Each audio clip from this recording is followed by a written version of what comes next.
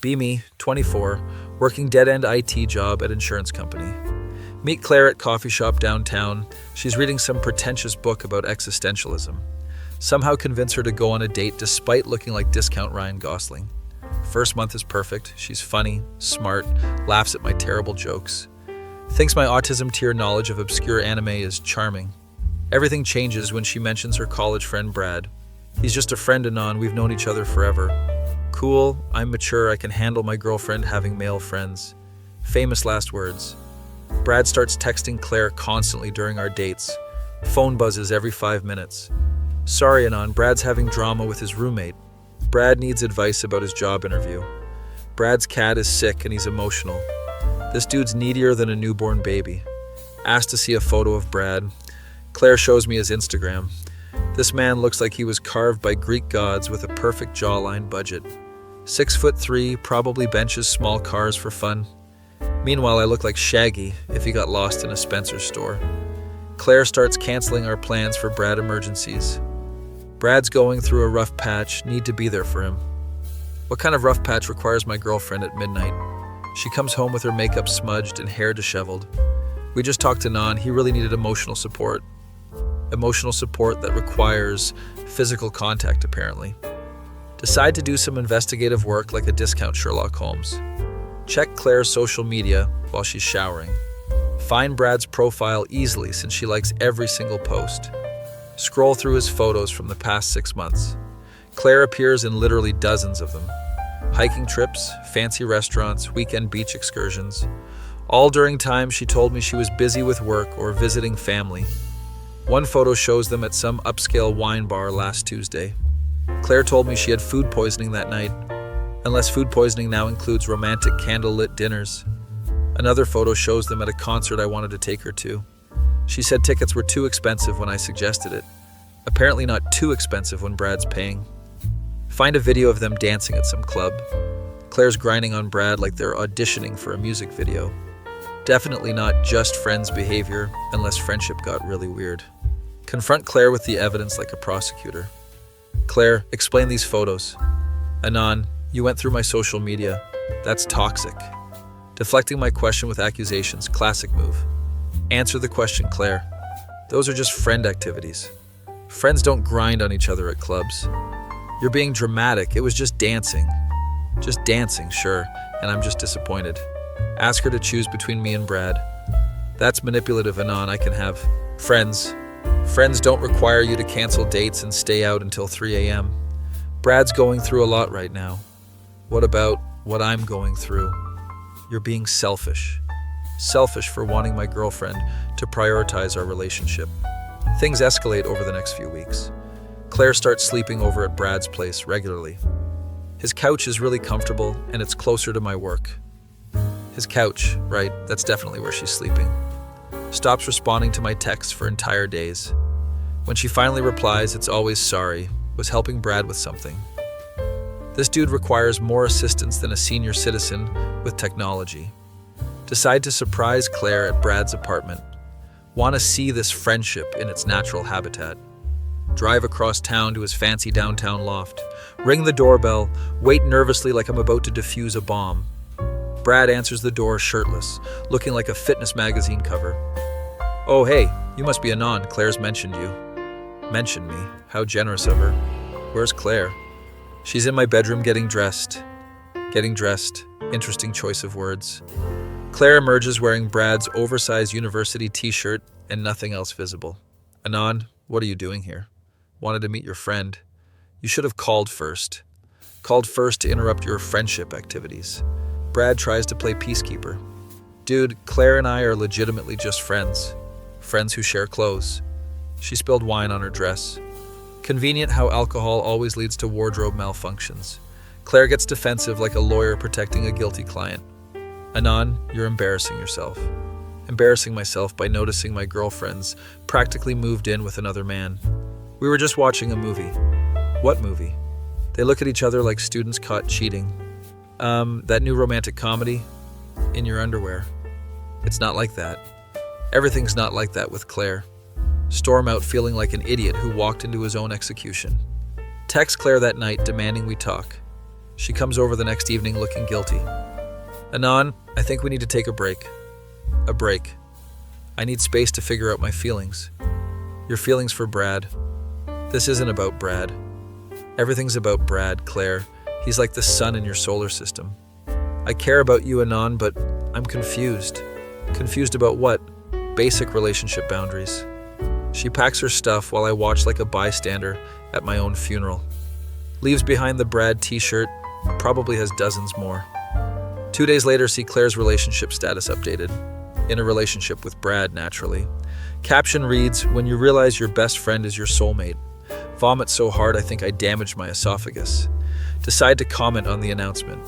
Congratulations on your 8-month audition finally getting you the part. Claire deletes the comment within minutes. Brad sends me a private message like a diplomatic envoy. Hey man, really sorry about how everything happened.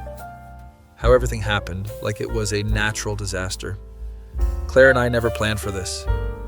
Planning would require acknowledging you were both lying. Feelings just develop naturally. Naturally like a tumor or a sinkhole. Hope we can be mature about the situation. Mature about you systematically replacing me while pretending to be supportive. Totally, Brad. We're cool. Block him immediately after sending. Spend the next month eating cereal for dinner and binge-watching anime. Friends keep asking if I'm okay. Living the dream, I tell them. The dream where your girlfriend trades up while gaslighting you about friendship. Month later, accidentally run into Claire and Brad at Target. They're shopping together like a domestic couple in a commercial. Holding hands, looking happy, probably planning their matching his and hers towels. See me in the electronics section comparing overpriced cables. Claire waves awkwardly, like greeting a distant acquaintance. Hey Anon, how are you doing? Fantastic, Claire. Living my best life. Brad extends his hand for a diplomatic handshake. Good seeing you again, man. Shake his hand but squeeze like I'm testing his grip strength. How's married life treating you guys? We're not married, Anon. Give it time, you've been practicing for months. Claire blushes like a teenager caught with contraband. Anon, don't be bitter. Bitter? I'm just impressed by your commitment to the long con. We're happy together. I'm sure you are. All that practice really paid off. Brad shifts uncomfortably like he's standing on the hot coals. Maybe we should finish shopping, Claire. Yeah, go plan your future together. You've earned it. They hurry toward the grocery section like escaping a crime scene. Feel vindicated and pathetic simultaneously. Vindicated because I was obviously right about their friendship. Pathetic because I'm having a public confrontation in Target over relationship betrayal. Few months later, hear through mutual friends that karma delivered. Claire and Brad broke up after 6 months. Apparently Brad was just friends with his co-worker Jessica. Claire found them together at his place during a work emergency. Jessica was wearing Brad's university t-shirt, the same one Claire used to wear. Some people never learn new tricks. Claire tries texting me after the breakup. Hey Anon, been thinking about you lately. Thinking about what, Claire? Miss our conversations. Talk to Brad about your feelings. We broke up. Shocking development, truly unprecedented. I realize now that you were right about us. Little late for that epiphany. Maybe we could grab coffee sometime, catch up. Catch up.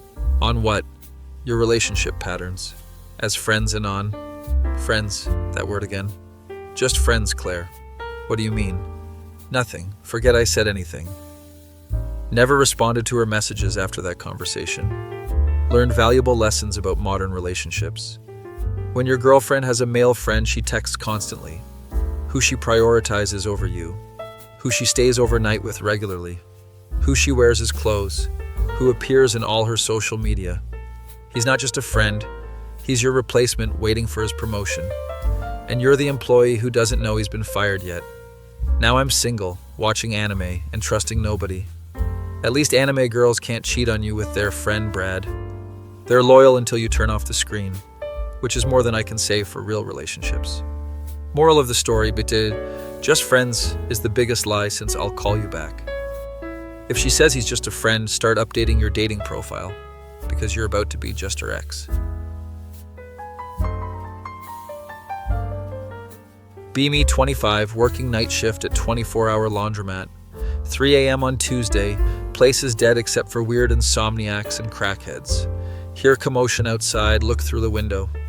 See girl in oversized anime hoodie arguing with a vending machine. She's kicking it and yelling, "You ate my dollar, you capitalist piece of junk." Vending machine obviously doesn't respond because it's an inanimate object. Girl starts having full conversation with the machine like it personally wronged her. "I know you have my Dr. Pepper in there, stop being selfish." This is either performance art or mental illness. She notices me watching through the window, comes inside looking embarrassed but defiant. "That machine stole my money. Did you try pressing the coin return button?" There's a coin return button. This girl's never used a vending machine, apparently. Help her get her Dr. Pepper. She acts like I performed miracle surgery. "Thank you, kind stranger. You have restored my faith in humanity." Talks like she's writing Reddit comments out loud. Introduce myself. Her name's Holly. She's wearing cat ear headphones and has more anime pins than Hot Topic inventory. I moderate 3 Discord servers and run a subreddit about obscure manga. Of course she does. Holly hangs around the laundromat for the rest of my shift, pulls out laptop and starts typing furiously. Working on my fan fiction, it's a crossover between Attack on Titan and My Little Pony. Cursed content that probably violates several laws of nature. Asks if I want to read it, politely declined for my mental health. She seems genuinely hurt by the rejection. Nobody ever wants to read my creative work. Feels bad, ask her about her writing process instead. Her face lights up like Christmas morning. Spends 2 hours explaining her elaborate plot involving titans and friendship magic. It's actually creative in a deeply disturbing way. Shift ends, Holly asks if I want to hang out sometime. We could go to the manga store or play video games. Haven't had human interaction in months. Agree to meet up. Our first date is at GameStop, where she spends 40 minutes explaining why Final Fantasy VII is overrated. Argues with the cashier about anime figurine prices. This Naruto figure costs more than my monthly food budget. How much is your food budget? Like $30. This girl survives on ramen and energy drinks, apparently. Take her to actual restaurant. She orders chicken nuggets like a 5-year-old. Adult food is too complicated. Nuggets are reliable. Fair point, honestly. Holly tells me about her past while dipping nuggets in ranch. My parents abandoned me when I was 7, said I was too weird. Grew up in orphanage where nobody understood my interests. Other kids called me freak because I preferred books to people. Starting to understand why she's so socially awkward. Aged out of the system. At 18, with no family or support. Been living alone ever since. Internet friends are my only social contact. This explains the terminal online behavior. Holly lives in studio apartment that looks like an anime culture shrine. Wall-to-wall posters, figurines on every surface, RGB lighting everywhere. Welcome to my fortress of solitude. Her bed is covered in body pillows featuring various anime characters. Don't judge me, they provide emotional comfort. Not judging, just concerned about the hygiene implications. She shows me her Discord servers, all dedicated to niche anime discussions. I have over 3,000 members across my communities. More social influence online than most influencers. Holly takes her moderator duties seriously like she's running small nations. Spends hours settling arguments about whether subbed or dubbed anime is superior. It's about preserving artistic integrity, she explains. Girl has strong opinions about everything. Our relationship develops over weekly gaming sessions and anime marathons. Holly's autism makes her incredibly direct and honest. Anon, I like you because you don't try to change me. Most people want me to be normal, but normal is overrated. She's not wrong about that. Holly has zero filter and says exactly what she thinks. That couple over there is definitely breaking up. Look at their body language. The cashier at Target hates his job. You can see it in his dead eyes. Your ex-girlfriend probably left you because you're emotionally unavailable. Uncomfortably accurate observations. She explains her daily routine with military precision. Wake up at 2 p.m., check Discord notifications, moderate communities until 6 p.m. Dinner is usually microwaved something, then gaming until 4 a.m. Weekends are for catching up on seasonal anime and writing fan fiction. Most structured chaos I've ever witnessed. Holly's apartment becomes my second home over the next few months. We binge watch entire anime series and debate character development. Light Yagami was right, the world needs cleansing, she argues passionately. Holly, that's literal fascism. Fascism with good intentions, though. Her moral compass points in interesting directions. She teaches me about internet culture I never understood. This meme represents the collective anxiety of Gen Z facing economic collapse. Pepe isn't just a frog, he's a symbol of post-ironic nihilism. Girl has PhD in online anthropology, apparently. Holly starts opening up about her abandonment issues. Every time someone gets close, I expect them to leave. Happened with my parents, happened with foster families. Even my online friends eventually get tired of my weirdness. Breaks my heart hearing how she's been rejected repeatedly. You're not weird, Holly. You're just different. Different is what people call weird when they're trying to be nice. She's got a point there. Our 6-month anniversary, Holly plans elaborate gaming tournament, sets up multiple consoles and creates bracket system. Winner gets to choose our next anime series. Most romantic gesture according to her love language. She destroys me at every game except Street Fighter. You let me win that one, didn't you? Maybe. Holly gets emotional, starts tearing up. Nobody's ever let me win at anything before. Everyone always tried to crush my spirit to teach me lessons. Realizing how much small kindnesses mean to her. Holly's Discord drama starts affecting our relationship. Spends entire dates dealing with server conflicts via phone. Sorry, Anon. Someone's posting illegal content and I need to ban them. Can't it wait until after dinner? Internet justice doesn't wait for convenient timing. She takes her online responsibilities more seriously than most jobs. One night, Holly has complete meltdown over her server being raided. They destroyed everything I built, years of community work. Crying over her laptop like watching loved one die. Help her rebuild and implement better security measures. Anon, you're the first person who's ever helped instead of telling me to get over it. Slowly learning that Holly just needs someone who accepts her obsessions. Holly introduces me to her online friends through group video calls, collection of equally awkward individuals from around the world. Guys, this is Anon. He's my boyfriend, and he doesn't think I'm insane. Yet, adds someone named Kyle. Thanks for the vote of confidence. Realize Holly's online friends are her chosen family. They understand her references and share her interests. Feel honored to be included in her digital tribe. Holly starts having panic attacks about me leaving her. Everyone always leaves Holly. Why would Anon be different? She refers to herself in third person when distressed. Holly is too much for normal people to handle. Takes weeks to convince her I'm not going anywhere. But what if you get tired of my anime obsession? What if you find someone who doesn't moderate Discord servers? What if you realize Holly is just broken goods from orphanage? Break my heart hearing her self-doubt. Holly's abandonment trauma manifests in weird ways. Hoards food in her apartment like preparing for apocalypse. Never know when resources might disappear. Has backup plans for backup plans in every situation. Learned early that people leave without warning. Hypervigilant about signs of relationship ending. Misinterprets normal conflicts as abandonment warnings. You're 5 minutes late. Are you already looking for my replacement? Reassurance becomes daily requirement. Holly's autism makes her brutally honest about everything. Anon, your cooking tastes like sadness with seasoning.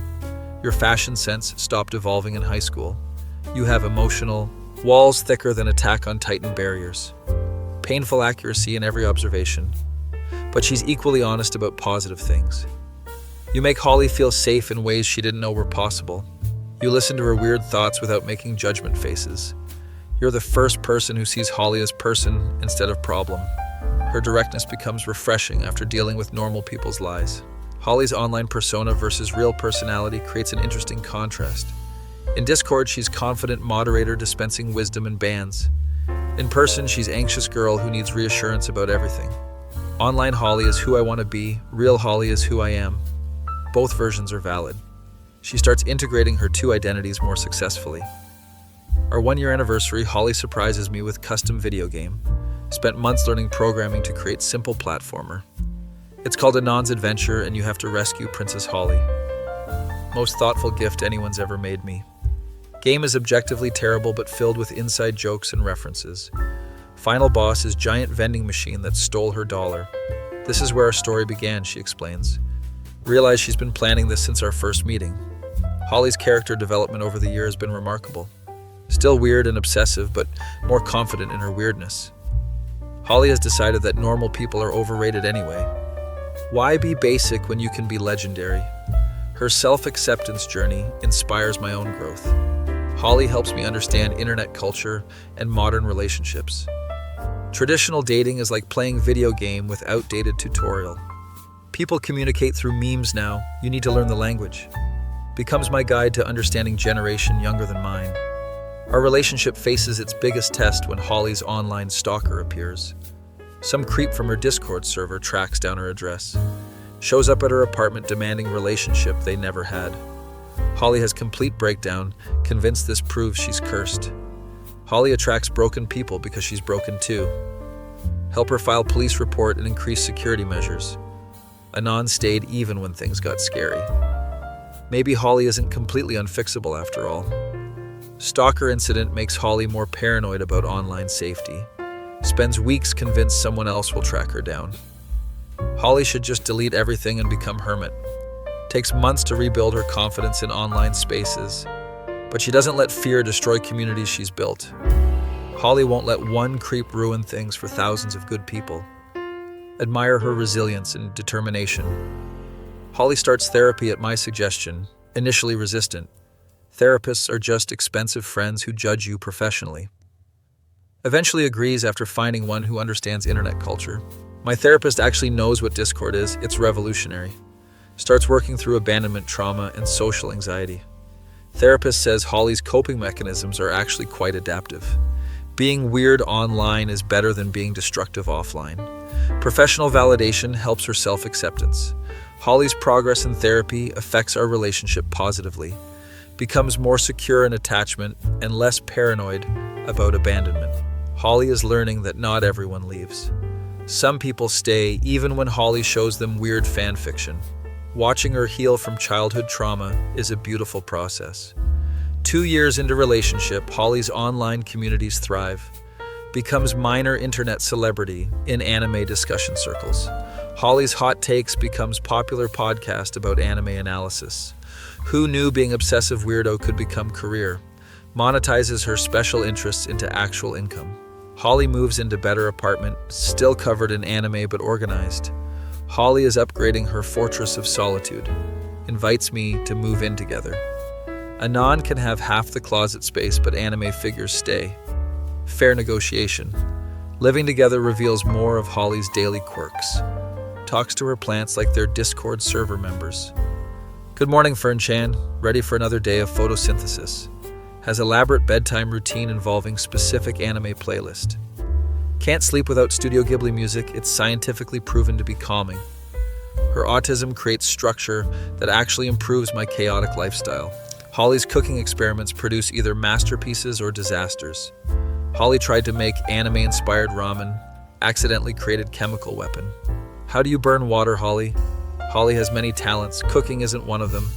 We develop system where I cook and she provides entertainment. Holly's online friends start visiting in person for conventions.